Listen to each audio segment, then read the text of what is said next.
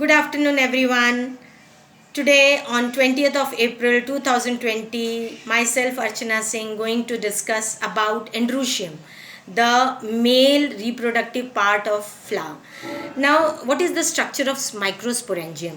Microsporangium is surrounded by four wall layers, यानी जो microsporangium होता है वो चार लेयर्स से सराउंडेड रहता है. कौन से चार वॉल लेयर्स हैं? एक है एपिडर्मिस, दूसरा है एंडोथीसियम, तीसरा है मिडिल लेयर एंड चौथा है tapetum. There are four layers, that is epidermis, endothecium, middle layer and tapetum. Now the first three layers protect inner most tapetum, nourishes the pollen grain. यानी जो पहले three layers हैं वो protect करते हैं और जो इनर टेपिटम है वो नरिश करता है. यानी माइक्रोस्पोरेंजियम के जो बाहरी तीन लेयर हैं वो प्रोटेक्शन का काम करते हैं और जो इनर वन टेपिटम है वो नरिशमेंट का काम करते हैं. Now the sporogenesis tissue which is present inside the microsporangium is present throughout. यानी पूरे स्ट्रक्चर में स्पोरोजेनस टिश्यू की अधिकता रहती है. यानी ये पूरा स्ट्रक्चर स्पोरोजेनस टिश्यू से बना है. अब माइक्रोस्पोरोजेनेसिस को कैसे तुम डिस्क्राइब करोगे? ये जो माइक्रोस्पोरोजेनस टिश्यू होते हैं जो कि पूरे स्ट्रक्चर में प्रेजेंट रहते हैं, थ्रू आउट प्रेजेंट रहते हैं, ये मियोटिक डिवीजन अंडरगो करते हैं और मियोटिक डिवीजन अंडरगो करने के बाद माइक्रोस्पोर टेट्राड बनाते हैं. टेट्राड का मतलब है फोर चेम्बर्ड स्ट्रक्चर और ये फोर चेम्बर्ड स्ट्रक्चर के अंदर माइक्रोस्पोर डेवलप करता है और ये microspore on maturation give rise to pollen grain. यानी the first step is microsporogenesis, undergo meiotic division, then forms the microspore tetrad which undergo division and form microspores and ultimately pollen grains are formed. Now what are pollen grains? तुम्हें पता है कि एक powdery मास होता है जो कि anther में प्रेजेंट रहता है. अब ये जो पोलन ग्रेन्स होते हैं ये मेल गैमेटोफाइट हैं. ये हार्ड आउटर कवर होते हैं जिसको कि एक्साइन बोलते हैं, मेड ऑफ स्पोरोपोलिनिन, यानी SPOROPOLLENIN.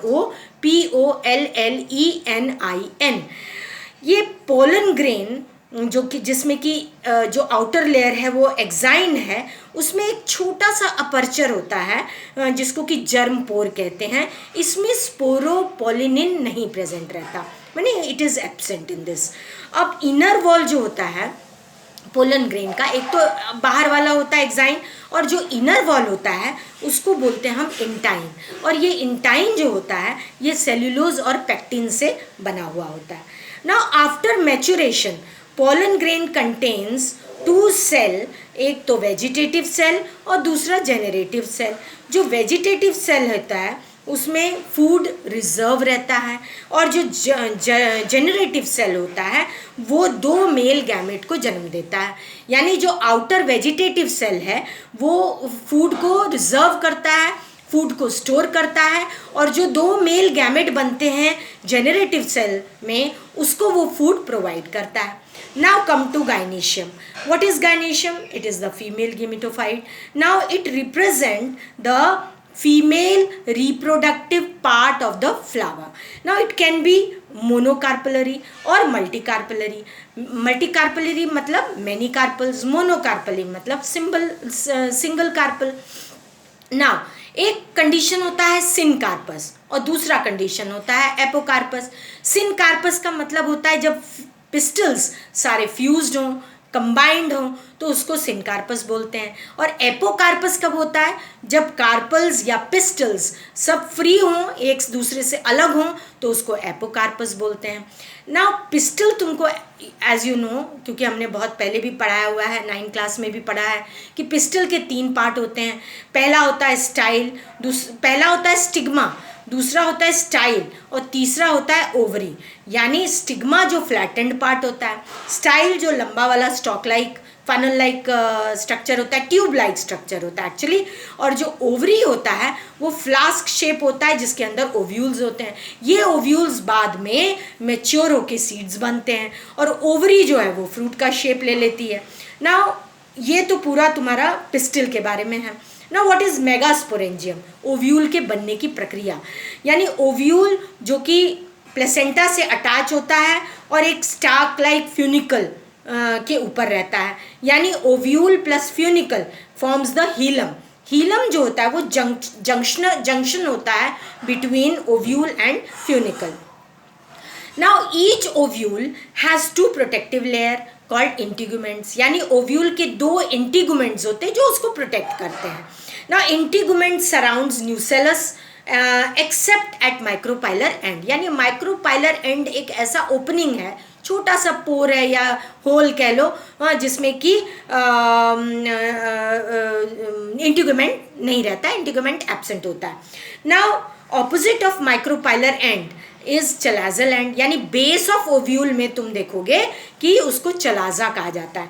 ना nucellus consist of reserve food and contains embryo sac और फीमेल गैमेटोफाइट, यानी न्यूसिलस जो होता है उसमें फूड कंटेन रहता है और वो फूड एम्ब्रियो सैक को प्रोवाइड करता है।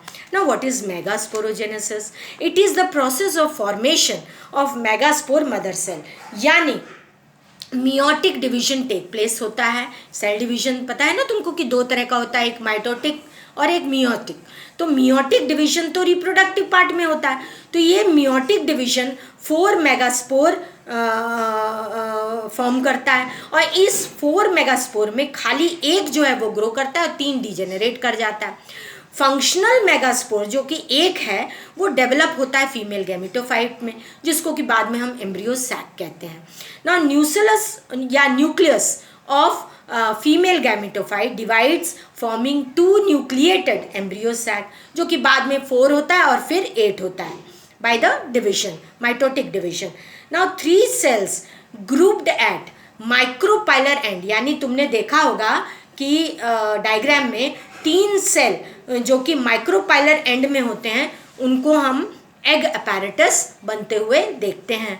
उसके बाद ये एग अपैरेटस में 2 साइनर्जिड होते हैं और एक एग सेल होता है, यानी दोनों तरफ साइनर्जिड और बीच में egg cell.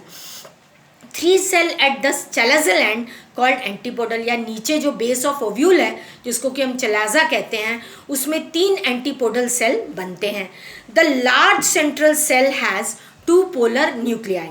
Now a typical embryo sac is 8 nucleated and 7 celled, यानी जो एक एम्ब्रियो सैक होता है फ्लावरिंग प्लांट में वो 8 न्यूक्लिएटेड होता है और 7 सेल्ड होता है।